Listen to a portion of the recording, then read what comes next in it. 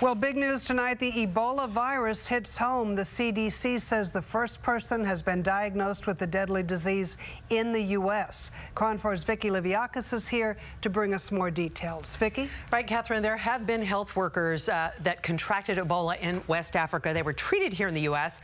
Unlike the others, the newest victim is not a doctor, but a traveler on a commercial plane.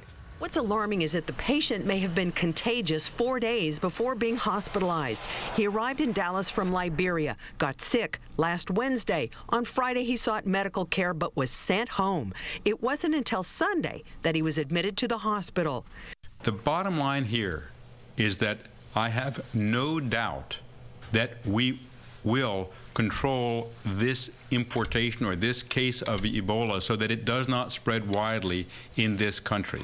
The CDC says there is a low risk of the disease spreading, and it's not contagious until someone shows symptoms.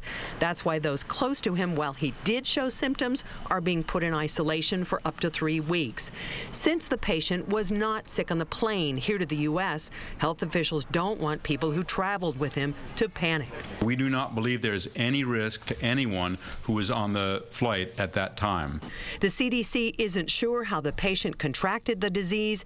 As for his condition, they will only say he's ill and under intensive care. Right now, there is no cure for Ebola, only an experimental vaccine. So far, the Ebola epidemic in West Africa has killed more than 3,000 people. Catherine? And we asked you on Facebook what you want to know about Ebola, this first U.S. case, its potential to spread, and tonight we have answers for you. KRON 4's ALECIA Reid took the questions to Dr. Warner Greene with the Gladstone Institute of Immunology in San Francisco, and she is live. ALECIA? Well, after sitting down with Dr. Greene, I now understand that with all the global traveling that happens on a daily basis, it's not surprising that there's now a case here in the United States. Well, our viewers had a lot of questions, and here are some of his answers. Anthony Thrillhouse asks, why are people allowed to travel to and from Ebola hotspots? Well, travel is being restricted. Many African countries are closing their borders to individuals from the hot zones, if you will, of West Africa. Several airlines are canceling flights into West Africa. Erica Oliver Heibel wants to know, should people with immune deficiencies take additional precautions? One approach would be to receive these passive antibodies, ZMapp. But those monoclonal antibodies, the world supply has been exhausted already. But in the long run, what determines the people who die and the people who live is whether the survivors make this neutralizing antibody response.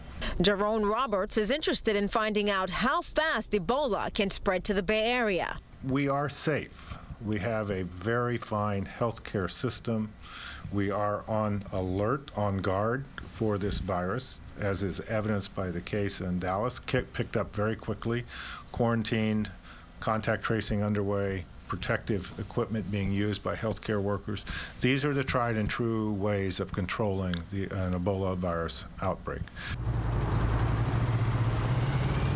Well, another question we have, is the Bay Area really equipped to handle an Ebola outbreak? I'll have that answer coming up later in the newscast. Reporting live in San Francisco, ALECIA Reid, KRON 4 News. On our website here, you'll find a special section devoted to Ebola coverage, big and bold, front and center. You can just click on that story right there. You'll find detailed information about what symptoms to look for, how deadly Ebola is, how to protect yourself, and a whole lot more. It's all here on KRON4.com. Catherine?